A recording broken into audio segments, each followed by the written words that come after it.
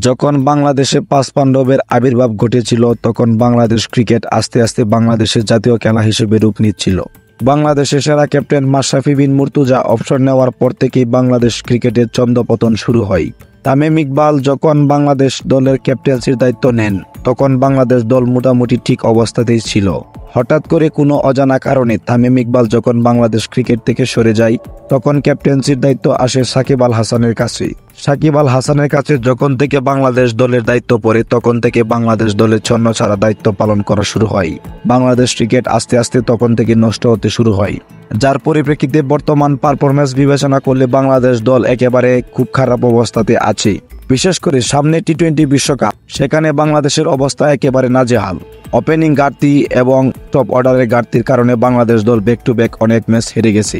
তারা এমন একটি লজ্জার রেকর্ড তৈরি করেছে যে তারা ইউএস এর মতো দ্বিতীয় সারির দলের কাছেও ম্যাচ হেরেছে।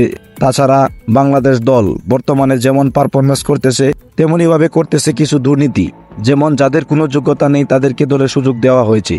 উল্লেখযোগ্য হচ্ছে নাজমুল হোসেন শান্ত, লিটন দাস, সৌম্য সরকার। তারা যদি একটা কিংবা দুটি ম্যাচে ভালো খেলতো তাহলে না হয়তো তাদেরকে সুযোগ দেওয়া হতো। দীর্ঘ 15-16টা ম্যাচ যাবৎ তারা এমন পারফরমেন্স করতেছে যে তাদেরকে টি-20 বিশ্বকাপে সুযোগ দেওয়া তো দূরের কথা, টি-20 কোনো ম্যাচে সুযোগ দেওয়া উচিত নয়। তবুও তাদেরকে বাংলাদেশ বিসিবি সুযোগ দিয়েছে। এটাই হচ্ছে আমাদের বড় সমস্যা।